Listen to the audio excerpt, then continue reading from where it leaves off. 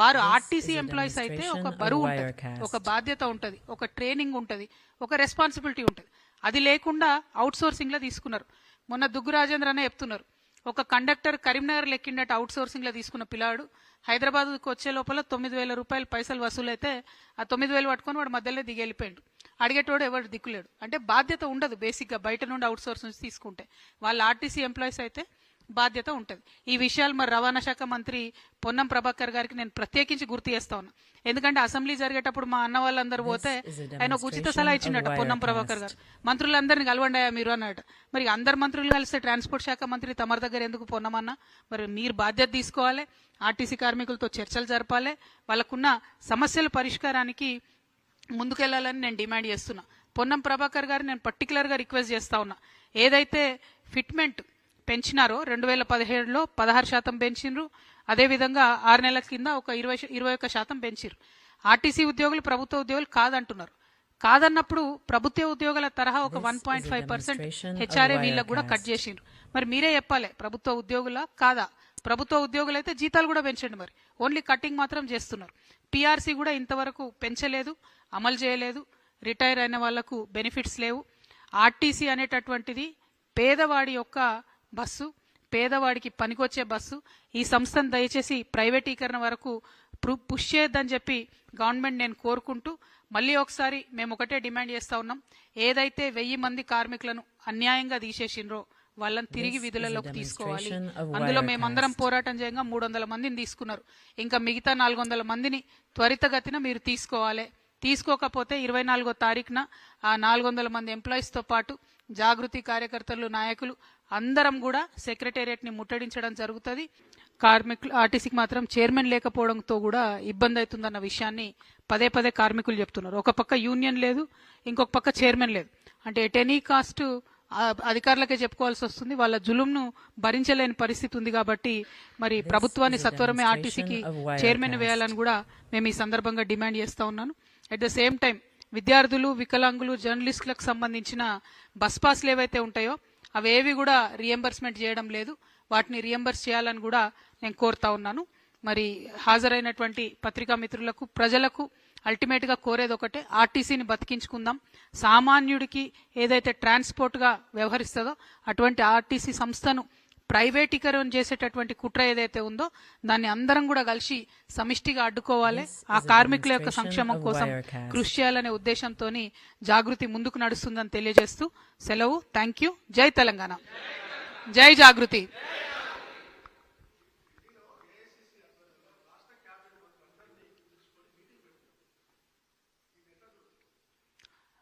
నేను చూసిన హరీష్ రావు గారి స్టేట్మెంట్ ని, తెలంగాణ ఆత్మగౌరవాన్ని తాకట్టు పెట్టి మొత్తం కేబినెట్ అంతా ఢిల్లీకి తీసుకుపోయినరు అని అంటున్నారు.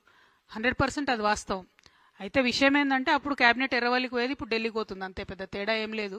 సో కేబినెట్ ఆత్మగౌరవం అనేటటువంటిది ఎక్కడైనా కూడా సెక్రటేరియట్ లో కేబినెట్ మీటింగ్లు జరిగితే దానికి మర్యాద ఉంటుంది. అట్లా కాకుండా కేబినెట్ లో ఉండే మంత్రులు, ప్రజల ద్వారా ఎన్నికైనటువంటి ప్రజాప్రతినిధులు, వాళ్ళందరి ఆత్మగౌరవాన్ని పరిరక్షించే విధంగా రాజకీయ నాయకుల వ్యవహారం ఉంటే బాగుంటుంది అనేటటువంటిది నేను అనుకుంటాను. జకీర్ అన్న,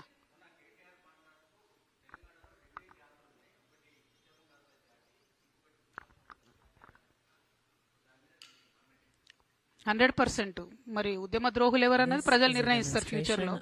ఎందుకంటే ఉద్యమానికి ద్రోహం చేసేటటువంటి వ్యక్తులందరినీ పక్కన పెట్టుకొని మాట్లాడుతున్నది ఎవరు, ఉద్యమకారులతో పాటు ప్రయాణం చేస్తున్నది ఎవరని ప్రజలు గమనిస్తూనే ఉన్నారు కదా రోజు. ఆయన కేటగిరైజేషన్ చేస్తే, వారు కేటీఆర్ గారు కేటగిరైజేషన్ చేస్తే కేటగిరైజేషన్ జరగదు కదా.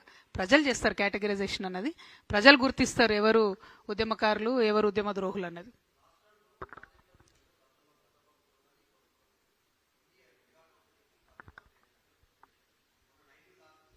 This is a demonstration of Wirecast.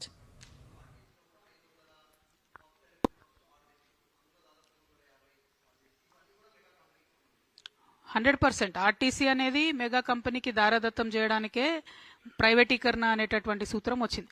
Electric బస్సులు కావాలి, పర్యావరణాన్ని పరిరక్షించాలని అందరం కూడా అంటున్నాం. కాకపోతే పాయింట్ ఏంటంటే ఆ ఎలక్ట్రిక్ బస్సులు ఆర్టీసీ ఓనర్షిప్ లో నడవాలి. దానికి మన గవర్నమెంట్ అంటే మన ఆర్టీసీ డ్రైవర్ ఉండాలి.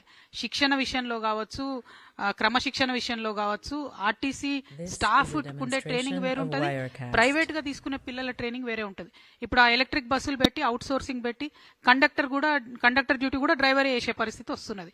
మామూలుగా యావరేజ్ గా ఒక ఆర్టీసీ బస్సుకి 6 కార్మికులు బతుకుతారు. ఈ గవర్నమెంట్ వచ్చినాక ఏం చేసింది, ఆ రేషియోను 3కి తగ్గించింది. అంటే చాలా వేగంగా ప్రైవేటీకరణ వైపు వెళ్తున్నది. అది కరెక్ట్ కాదు, ఎవరికి కరెక్ట్ కాదు. అది రాష్ట్రానికి కరెక్ట్ కాదు, ఆర్టీసీకి కరెక్ట్ కాదు. పర్యావరణాన్ని సరిచేయాలనుకుంటే మన ఓనర్షిప్ అనేటటువంటిది ఎలక్ట్రిక్ బస్సులది గవర్నమెంట్ దగ్గర ఉండాలి. ఎందుకు అద్దెకు తీసుకుంటున్నారు?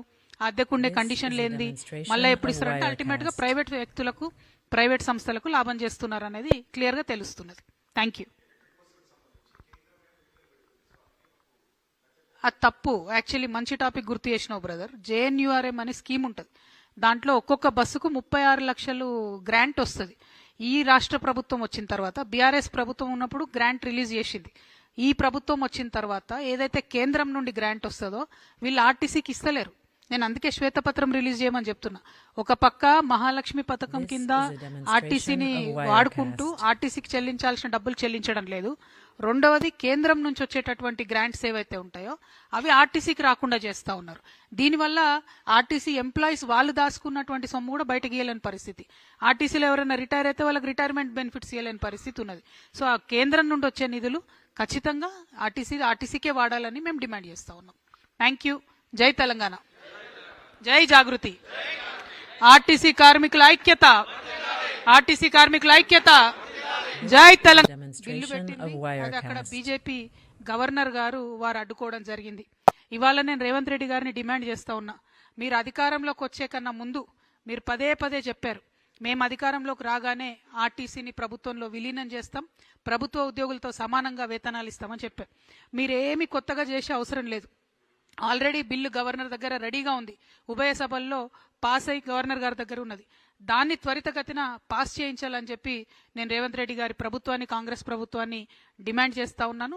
అది జరిగితే తక్షణమే ప్రభుత్వ సంస్థగా ఆర్టీసీ మారిపోతుంది, ఆర్టీసీ ఉద్యోగులందరికీ కూడా లాభం జరుగుతుందని తెలియజేస్తా ఉన్నాను. ప్రభుత్వంలోకి వచ్చిన తర్వాత రేవంత్ రెడ్డి గారు ఒక మాట మాట్లాడారు. ఏంటంటే ఆర్టీసీ నాయకులంటే వారియర్స్, ఆర్టీసీ కార్మికులకు కాలిలో ముళ్ళు గుచ్చుకుంటే నేను నోటితో తీస్తా అని చెప్పి రేవంత్ రెడ్డి గారు చెప్పినటువంటి సందర్భం.